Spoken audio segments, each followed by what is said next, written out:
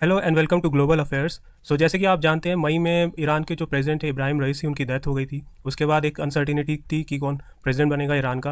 वो चीज़ अब ख़त्म हो चुकी है। ईरान में जो इलेक्शन प्रेसिडेंट के लिए वो हो चुके हैं, उनके रिजल्ट आ गए हैं और उसमें जो है एक रिफॉर्मिस्ट लीडर मसूद पेजेश्कियान वो जीते हैं।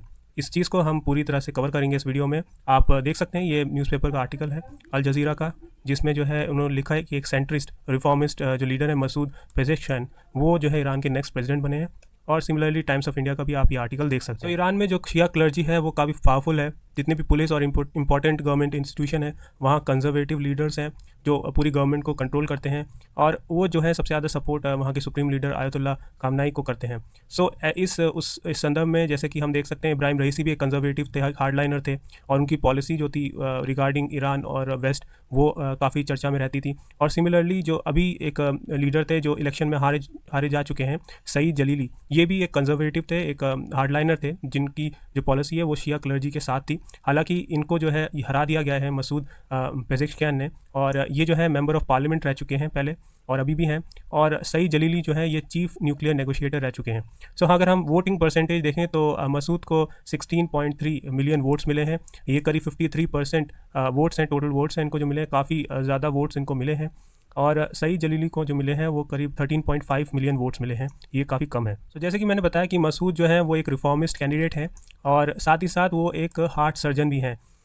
इन्होंने जो है जो जो मैनिफेस्टो में जो इन्होंने प्रोमिस करे हैं, इन्होंने ये बोला है कि उनका जो एंगेजमेंट है, ईरान का जो एंगेजमेंट है विद वेस्ट, उसके बारे में ये बहुत अच्छे से बात करेंगे और उनके जो डायलॉग्स हैं उनके से करेंगे, ताकि एक अच्छी सी दोनों देशों में जो है सुधार हो सके। और जो कंपलसरी हेडस्कार्फ लॉ है, जो जिसको एक मोरालिटी पुलिस जिसके लिए एक मोरालिटी पुलिस है, और जैसे कि हमने 2022 में देखा था एक लड़की के साथ महसा, उनके साथ जो हुआ था, उसके बाद वो पुलिस कस्टडी में मारी गई थी और पूरे प्रोटेस्ट हुए थे ईरान में और पूरे वर्ल्ड में। तो उस लॉ के खिलाफ भी बोल रहे थे कि ये उसके बारे में भी सोचेंगे। इस रिजल्ट का डायरेक्ट मीनिंग ये है कि जो अब एक नई गवर्नमेंट बनेगी वो काफ़ी मॉडरेट होगी, रिफॉर्मिस्ट होगी, क्योंकि वहाँ के जो प्रेसिडेंट हैं वो काफ़ी अच्छे सोच विचार के हैं, और ये वहाँ के 9th प्रेसिडेंट होंगे अब तक के। ईरान के काफ़ी लोग जो थे उन्होंने वोट नहीं डाला था, क्योंकि जो फर्स्ट राउंड ऑफ इलेक्शन हुआ था उसमें कंजर्वेटिव्स ही जीत रहे थे। उन्हें पता था कि जो सुप्रीम लीडर के जो साथ जो लोग हैं वही जीतेंगे। इसी उसमें जो है उन्होंने काफ़ी लोगों ने वोट नहीं डाले, और करीब जो 61 मिलियन लोग जो हैं, जो एलिजिबल ईरानियन वोटर्स हैं, उन्होंने वोट ही नहीं डाले। बट जो लास्ट का जो वोटिंग था उसमें 49.8% टर्नआउट था, जो कि सबसे ज़्यादा था, और इसी वजह से जो है ये मसूद जीत पाए, क्योंकि फर्स्ट राउंड ऑफ वोटिंग जो था उसमें तो करीब 39% थे, काफ़ी कम लोग थे। मसूद पेजेश्कियान की जीत के बाद जो है वर्ल्ड में काफ़ी लीडर्स जो वहाँ के रीजन में जो गल्फ से हैं, और जो ईरान के एलाइज़ हैं जैसे रशिया, और उनके जो ईस्टर्न पावर्स में हैं, जो ईस्टर्न कंट्रीज़ हैं ईरान की, उन सब ने जो है उन्हें कंग्रेचुलेट करा है। हालांकि जो वेस्टर्न लीडर्स हैं उन्होंने कंग्रेचुलेशन नहीं करा था। इस खबर के साथ जैसे ही वो एक प्रोग्रेसिव प्रेसिडेंट आए, उसकी खुशी में जो है ईरान की जो करेंसी है वो काफ़ी इंप्रूव हुई, और जो स्टॉक मार्केट्स हैं वो भी पॉजिटिवली रिएक्ट करा।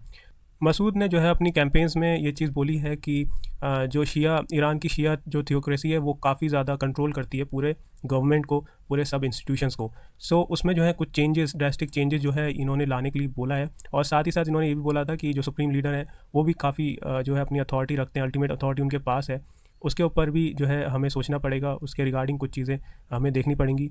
और साथ ही साथ ईरान आज के टाइम पे एक ऐसी कंट्री है जो कि बहुत ज़्यादा इकोनॉमिकली वीक है, due to western sanctions, US की तरफ से जो भी सैंक्शंस हैं, और जो इकोनॉमिक का इस हालत की वजह से जो है ईरान आज के टाइम पे काफ़ी लैग कर रहा है, और सैंक्शंस जो है ज़्यादातर उसके न्यूक्लियर पॉलिसी के रिगार्डिंग है। में जो है एक रिफॉर्मिस्ट लीडर का आना अपने आप में एक आशा की किरण सी है, क्योंकि रिफॉर्मिस्ट लीडर हमेशा जो है चाहेंगे कि पूरी कंट्री की उस इम्प्रूवमेंट हो, और जो है कंट्री जिस हालत में है अभी वैसी ना रहे और आगे बढ़े।